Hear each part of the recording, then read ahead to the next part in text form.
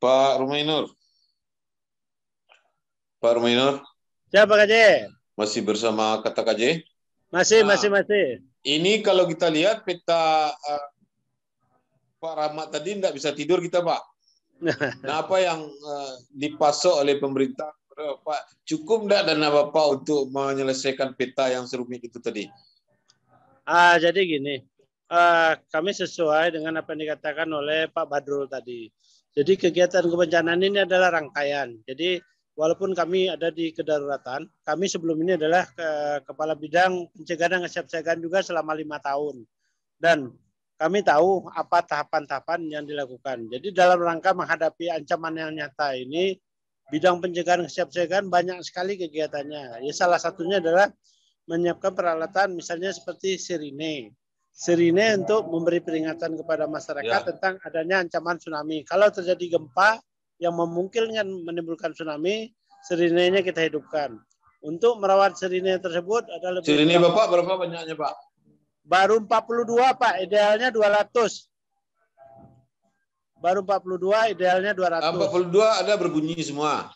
Setiap tanggal 26 kita hidupkan, Pak. Selalu ada 4 atau 5 yang tidak hidup.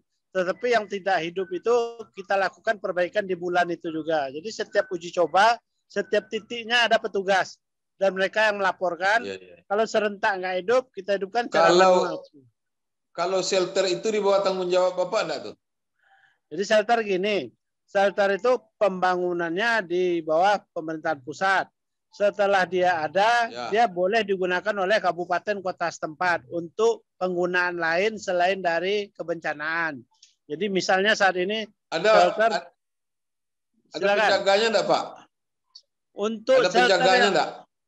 Ada, Pak. Untuk shelter yang sudah diserahkan ke Kota Padang, misalnya dekat masjid, itu ada penjaganya, ada pemegang pemegang izin kalau masyarakat mau menggunakan. Tapi untuk shelter yang belum diserahkan, itu memang belum ada penjaganya. Kalau pun akan dilakukan misalnya perawatan atau perbaikan, kalau serah terimanya belum, tentu kita pemerintah kabupaten kota belum bisa untuk melakukan perawatan perbaikan. Tapi shelter-shelter yang khusus shelter kan baru 3. Kita nih yang menangnya adalah banyaknya potensi shelter. Potensi shelter seperti kantor gubernur. Itu memang bangunan yang dibuat seperti shelter kekuatannya. Kantor PU seperti shelter. Masjid Raya mampu menampung lebih dari 10.000. Itu adalah potensial shelter. Dan banyak lagi sekolah-sekolah, bangunan-bangunan pemerintah, hotel-hotel yang dibangun pasca 2009. Jadi seperti kata Pak Badrul tadi, setelah gempa 2009, aturan dari Kementerian PU pun berubah. Mungkin kita sederhana nyebutnya koefisien gempa, kemampuan satu gedung menahan gempa. Kalau dulu koefisien gempa 0,25 bisa menahan sampai mendekati 8 saja.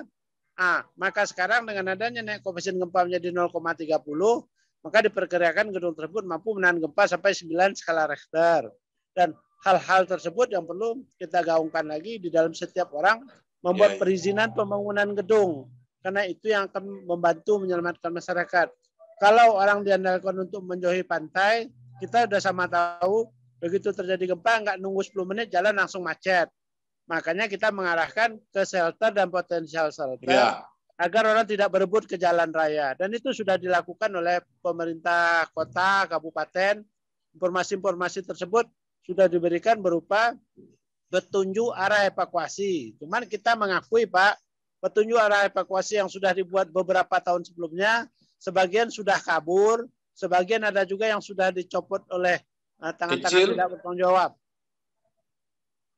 Itu perlu adanya pembangunan baru. Jadi papan petunjuk itu mungkin harus dibuat lebih besar, Pak. Papan petunjuk evakuasi itu dibuat lebih besar, mencolok lebih besar dari baliho yang di jalan itu sehingga lebih nampak. Itu yang pertama. Yang kedua, jalur evakuasi terbaik di Padang itu kan di Ampang, Pak. Tapi sekarang sudah dikasih pengertian oleh Dinas Perhubungan di beberapa titik. Padahal di awal dulu jalan itu tidak boleh dikasih median. Sekarang sudah punya median. Gimana tuh, Pak? Kalau kita masuk secara teori seperti yang Bapak katakan pertama, sebaiknya itu tidak menggunakan median biar betul-betul lapang jalan untuk orang menyelamatkan diri. Kelemahan masyarakat kita ada juga, Pak. Apabila pemerintah Dinas Perhubungan tidak memberikan pembatas, Bapak bayangkan macetnya setiap hari di sana gitu. Bahkan untuk persimpangan yang menuju ke IAIN itu dibuat lebih jauh karena di sana biang macet sehingga dibuat lebih jauh. Kita perlu menggugah kesadaran masyarakat bahwa ini adalah jalur evakuasi. Jadi bagaimana cara supaya masyarakat menggunakan jalan itu tidak sampai menumpuk. Dalam keadaan normal saja menumpuk, apalagi dalam keadaan nanti terjadi yang kita khawatirkan. Mungkin seperti Bapak katakan tadi, perlu di sana ditaruh petunjuk evakuasi dengan luasan yang gampang dilihat, dengan mencolok yang isinya adalah petunjuk tentang agar tidak menumpuk di persimpangan tersebut. Apapun bahasanya, masyarakat gampang membaca, dan jangan kalah besar dengan baliho-baliho yang mendekati pemilu. Saya setuju itu, Pak. Jadi catatan saya itu, Pak. Ya, catatan lain, jalur itu harus dikasih merek, Pak, bahwa ini adalah jalur evakuasi tsunami. Jadi karena warga Kota Padang kan bertukar tiap tahun, ada yang pergi, ada yang datang. Betul, Pak. Jadi mereka tidak tahu. Kita setuju. Jadi ada beberapa jalur yang memang disiapkan untuk itu. Yang utama seperti Bapak katakan tadi, Alai menuju bypass. Yang kedua adalah sekarang kan jalur untuk Lapai itu kan sudah diperbesar juga, yang sampai ke arah Maransi, Pak, sudah besar dan itu bisa dilalui selisih mobil besar. Dan di Simpang Ilalang di kampungnya Pak Fauzi Bahar sampai ke bypass juga sudah sangat besar. Jadi jalan-jalan tersebut saya setuju dikasih petunjuk evakuasi bahwa ini adalah jalur evakuasi dengan bentuk yang besar, warna yang mencolok, agar siapapun masyarakat Padang atau pengunjung Kota Padang bisa membaca arah evakuasi dengan jelas. Setuju, Pak? Kita jadikan catatan, Pak. Baik. Sekarang Pak Tommy. Pak Tommy. Yap. Nah, saya melihat di Padang, pertama tadi yang saya sampaikan jalur evakuasi dikasih median. Papan petunjuknya kecil-kecil. Sudah lama, ada yang kabur. Terus garis batas daerah aman juga sudah kabur. Lalu apa yang bisa dimainkan lagi oleh Kogami untuk hari ini ke depan, agar setidaknya warga Padang semakin mengerti bahwa mereka tinggal di tengah periuk yang sedang dijarangan di atas tumpu. Silakan, Pak. Iya. Pertama terkait dengan keterbatasan jalur evakuasi, petunjuk yang minimalis dan semacamnya. Ini kan memang satu sisi seperti itu kondisinya Pak KJ. Tapi alhamdulillah untuk Kota Padang untuk tercukupi dulu dengan keterbatasan yang ada itu jika dibandingkan dengan 6 kota kabupaten lainnya hari ini. Jadi kalau di Padang itu ada beberapa alternatif yang kita siapkan. Satu, menuju ke arah timur yang jaraknya 2-3 km dari bibir pantai. Yang kedua, vertikal evakuasi bangunan publik atau kantor-kantor yang bisa digunakan setelah terjadi gempa masih kokoh, itu bisa kita gunakan sebagai tempat evakuasi. Yang ketiga, yang kita sebut dengan nama Tsunami Safe Zone atau Blue Line, yang garis biru itu ya. Itu ada 20 yang dipasang dari utara sampai selatan. Dan itu yang coba kita komunikasikan dengan warga bahwa tidak semuanya harus menumpuk di satu titik, tidak harus sampai ke Lubuk Minturun, Limau Manis, Indarung. Cukup dengan melewati garis biru, insya Allah sudah berada di tempat yang aman. Ini yang kita lakukan hari ini, mengedukasi warga, sehingga warga tidak bertumpuk, Pak KJ. Hari ini, karena memang keterbatasan informasi, kemudian informasi yang tidak utuh mereka dapatkan, sehingga di mana orang ramai, mereka pergi ke sana. Jadi sekarang ini, bahkan kita sudah petakan untuk arah utara, tengah, timur, itu arah evakuasinya kemana. Contohnya hari ini kita mencoba fasilitasi di Kota Tangah sebenarnya Pak KJ. Daerah Padang Sarai itu setengah dari diskusi yang kita lakukan dengan warga, setengah penduduknya itu tidak bisa terevakuasi Pak KJ. Dari 22.000 masyarakat yang ada di Padang Sarai, sekitar 9.000 sekian itu tidak bisa dievakuasi karena mereka dari tempatnya sampai ke tempat yang aman atau blue line itu membutuhkan waktu 60 menit setelah gempa. Nah, kemudian yang jadi catatan kita juga yang di daerah Pasienantigo. Pasienantigo, Pasien Jamba itu sama sekali tidak bisa evakuasi jikalau jembatannya putus di situ Pak KJ. Nah, jadi ada beberapa maka kenapa bilang yang hari ini cukup banyak pertimbangan-pertimbangan kita dalam memberikan alternatif. Tapi dari Kogami, berdasarkan diskusi yang kita lakukan dengan para pihak, termasuk dalam hal ini BPBD Kota Padang, BPBD Kota Kabupaten lainnya, kita memberikan masukan-masukan. Apakah ini bisa kita lakukan, upaya apa yang bisa kita lakukan? Salah satunya pertama dengan tetap meningkatkan literasi terkait dengan kebencanaan. Apa itu gempa, apa yang dilakukan ketika gempa, ciri-ciri gempa yang berpotensi tsunami, kemudian rencana evakuasi keluarga. Ini yang sering kita sampaikan Pak KJ. Rencana evakuasi keluarga mutlak harus dimiliki oleh masyarakat yang ada di pinggir pantai hari ini. Tujuannya apa? Agar tidak ada lagi yang namanya saling mencari anggota keluarga pada saat terjadi gempa. Sehingga kita fokus untuk penyelamatan diri. Nah, ini yang coba kita sosialisasikan. Kan selama ini yang terjadi adalah bagaimana orang tua yang sudah berada di tempat yang aman karena anaknya beraktivitas di pinggir pantai, akhirnya jemput lagi anaknya. Ini yang salah satu yang menyebabkan kemacetan. Hari ini kita mencoba memastikan semua sekolah yang ada di pinggir pantai agar mempunyai rencana evakuasi. Sehingga kita juga minta kepada orang tua, pastikan semua sekolah memiliki yang namanya rencana evakuasi. Kalau seandainya terjadi gempa berpotensi tsunami, kira-kira anak mereka akan dibawa kemana? Jadi orang tua tidak perlu menjemput ke pantai, cukup menjemputnya di tempat yang sudah disepakati. Terus yang berikutnya Pak KJ, kita juga kampanyekan terkait dengan tas siaga bencana. Ini dari 2005 kita kampanyekan.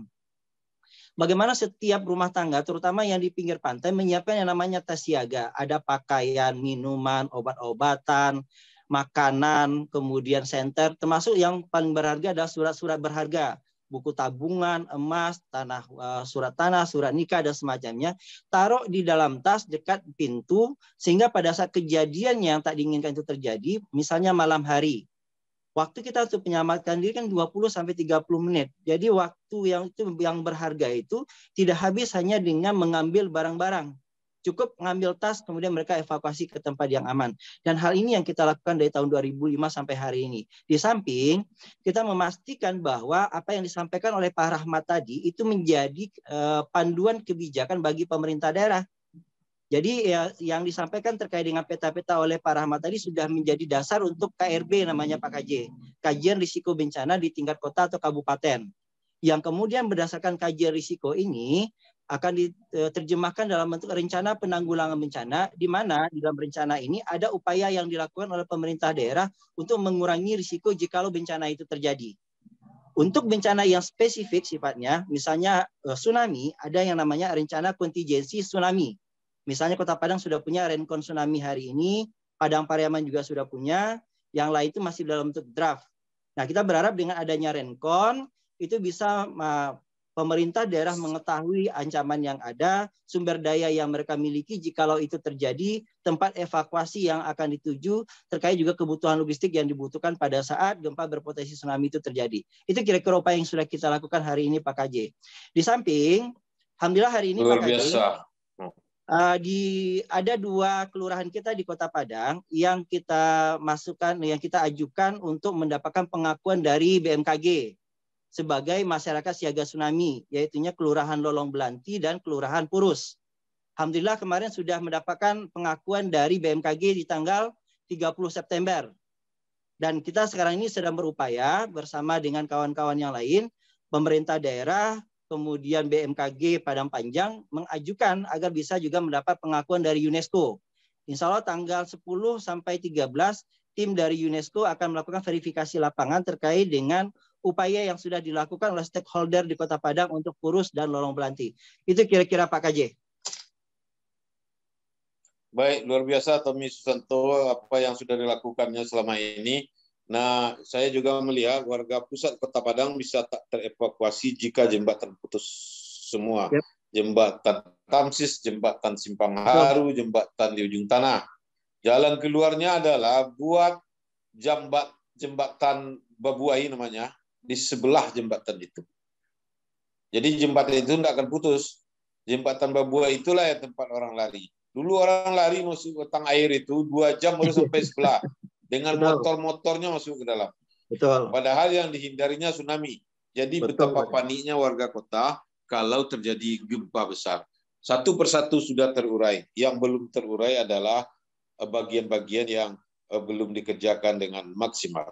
Baiklah, ini sudah sesi ketiga dan saya akan mengakhiri cerita gempa dari generasi ke generasi yang mitigasinya mesti kita wariskan seperti disebutkan oleh para narasumber tadi. Saya akan tutup dengan sepotong sebait saja. Pendengar Klesi dimanapun Anda berada, siang tak lupa pada senja, kita lupa pada malam, pada bencana apalagi. Lupa pada rencana, lupa pada janji, gempa datang, janji pun tiba, kita pun lari, lintang tukang. Ke depan tidak boleh lagi seperti itu. Terima kasih para narasumber yang berkualitas. Assalamualaikum warahmatullahi wabarakatuh. Kita ketemu lagi pada acara yang sama dengan topik yang berbeda bulan depan.